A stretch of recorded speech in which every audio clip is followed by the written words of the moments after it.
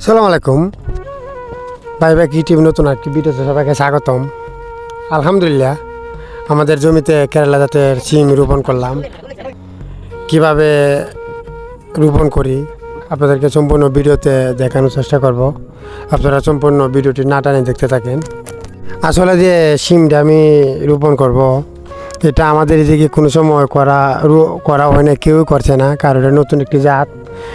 এটা আমি বগুড়া থেকে বীজটি আনাইছি, আধা কেজি বীজ রাখছে প্রায় 2000 টাকার মতন। অনলাইনে আনায়া ওইটা আরও অনেক আগে রোপণ করা দরকার ছিল। মালচিংও আমি অনেক আগে বিছাইছিলাম রোপণ করার জন্য, কিন্তু আমি যে জায়গা থেকে মালচিংটা বিছাইছি তারপর থেকে প্রতিদিন বৃষ্টি, আমাদের এদিকে বৃষ্টির কারণে কোনোভাবেই রোপণ করা যাচ্ছিল না। তারপরে এর ভিতরে ডল হয়েছে, কয়েকবার গুলা উঠে এই জমিতে পানি উঠে যায়। তারপরে যে আমাদের মালচিংটা বিছানো ছিল, মালচিং অতিরিক্ত বৃষ্টিতে সাইডে মাটি কাইটটা নিয়ে মালচিংটা একদম উলট পালট করে দিয়েছিল। তাই মালচিংটা একবার ঠিক করলাম। এমনি এমনি অনেক দিন, প্রায় মালচিং বিছানোর পরে প্রায় 1 মাসের উপরে চলে গেছে। আমি সিমটা রোপণ করা যাচ্ছিল না তখন। তারপরে প্রায় মালচিং বিছানো 1 মাস পরে সিম রোপণ করার প্রস্তুতি নিলাম আমি। এটা দেখতে পাচ্ছেন জমিতে অনেক গাছ উঠে গেছে। এরপরে কাগজটা ঠিক করিয়া একবার আমি সিম রোপণ করা শুরু করলাম। এই দেখতে পাচ্ছেন আমি রোপণ করতে চাচ্ছি, কিন্তু একটা দিন রোপণ করার পরেও প্রতিদিন বৃষ্টি।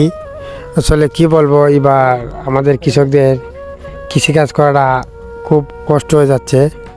মানে কৃষিটা খুবই কোনো মতোই জুত করা যাচ্ছে না। একদিকে অতিরিক্ত বৃষ্টি, আবার যে সময় বৃষ্টি পড়ে না, অতিরিক্ত রোদ গরম তাপমাত্রা বেশি থাকে, কাজ করা যায় না, এবং যে কোনো একটি ফসল তাপমাত্রা তেমন একটা ফলানো সম্ভব না। আসলে কি বলবো, আমরা যে কোনো জমিতে সিম লাগাইলে একবার রোপণ করলেও হয়, কিন্তু এবার আমি 3বার জমিটাতে সিম রোপণ করলাম।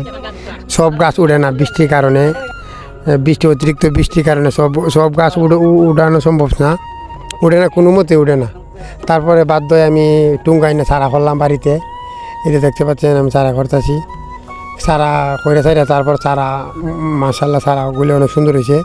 তারপর চারাগুলো আমি জমিতে রোপণ করলাম, বলতে অর্ধেক গাছ ছিল আগে, অর্ধেক চারা আমি রোপণ করলাম জমিতে।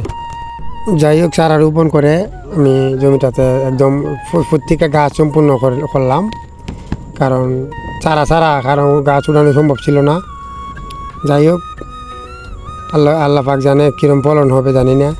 সবাই দোয়া করবেন, এবং কে কোথা থেকে দেখে অবশ্যই কমেন্ট করে জানাবেন। সবাইকে অসংখ্য ধন্যবাদ এত করবো আমার ভিডিওটি দেখার জন্য।